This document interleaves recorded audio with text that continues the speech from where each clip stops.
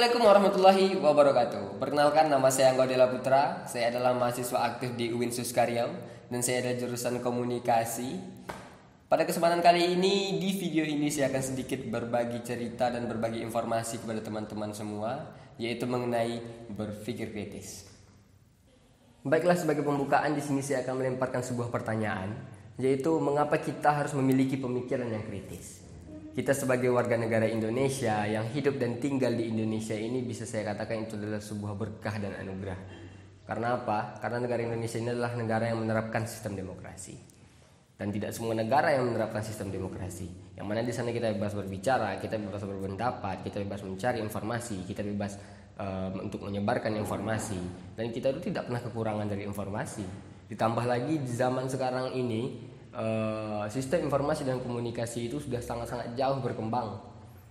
Tapi berkah itu bisa saja menjadi sebuah bencana apabila kita itu tidak bisa mengolah informasi yang kita terima ataupun data yang kita terima. Dan itu akan menyebabkan kita bingung dan rugi, apalagi kita itu tidak bisa membedakan mana informasi yang benar dan mana yang salah atau biasa disebut dengan hoax. Dan lebih parah lagi, kita bisa saja tertipu dan akhirnya kita melakukan sebuah kesalahan dalam mengambil sebuah kesimpulan. Maka daripada itu, pemikiran kritis merupakan modal awal kita dan yang akan menjadi tameng perisai kita dalam menjaga diri dari informasi yang menyesatkan dan bisa menjadi sebuah pegangan kita dalam mengambil sebuah keputusan. Maka daripada itu kita sebagai mahasiswa, sebagai generasi muda itu harus memiliki pemikiran yang kritis. Karena apa? Antara fakta dan isu di dunia maya itu sekarang sangat sulit untuk dibedakan. Tetapi isu itu, antara fakta dan opini itu sangat susah untuk dibedakan. Karena opini itu didasari oleh isu dan isu itu sangat cepat berkembang dibandingkan dengan fakta yang didasari oleh metodologi ataupun dasar. Maka daripada itu, jikalau kita memiliki pemikiran kritis, maka itu pasti dibarengi dengan logika. Karena logika itu merupakan alat filter untuk kita mengambil sebuah keputusan. Baiklah, selanjutnya, apa itu kritis? Pada saat kita mendengar pertama kali itu kata-kata kritis itu, yang terfikir di benak kita itu adalah kritik. Yang mana kritik itu adalah orang yang selalu menyalahkan, bahkan bisa dibilang suka menyalahkan orang lain, selalu membantah argumen orang lain, selalu mencari kesalahan dari hasil pemikiran orang lain. Padahal itu salah. Karena antara kritis dan kritik itu adalah dua hal yang sangat-sangat jauh berbeda. Tapi bahaya kalau di zaman sekarang ini kita tidak bisa membedakan dua hal itu. Karena orang yang kritis itu adalah orang yang memiliki pemikiran orang yang selalu berpikir secara sistematis, orang yang berpikir secara logis dan objektif dalam mengambil sebuah kesimpulan, dalam menentukan sebuah kesimpulan. Bukannya orang yang selalu mencari-cari kesalahan orang lain.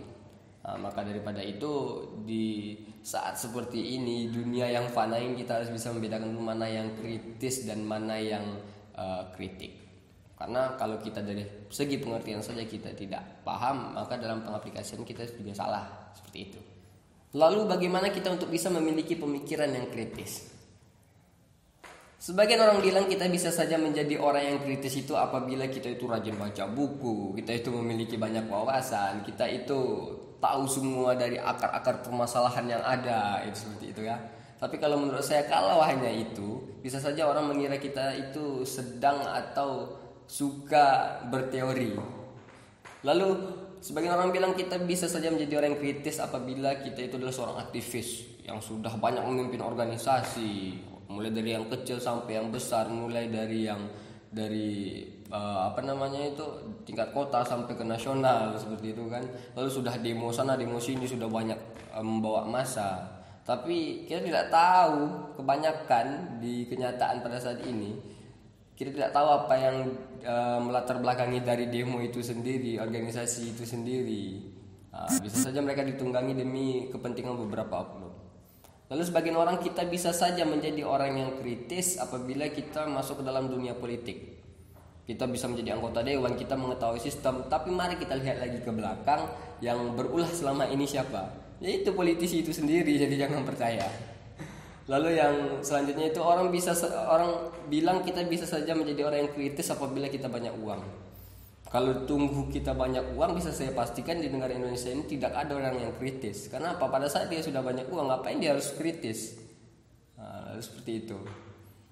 Karena apa? Kritis itu bukan soal kata-kata, kritis itu bukan soal jabatan, kritis itu bukan soal uang, tapi kritis itu adalah soal hati nurani. Kritis itu bisa dikatakan sinonimnya dari kata-kata peduli.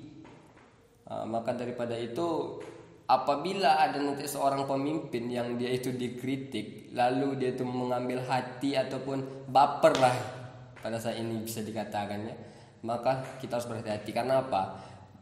Beliau itu bukanlah sosok pemimpin ataupun ya sosok pemimpin yang berjiwa pelayan.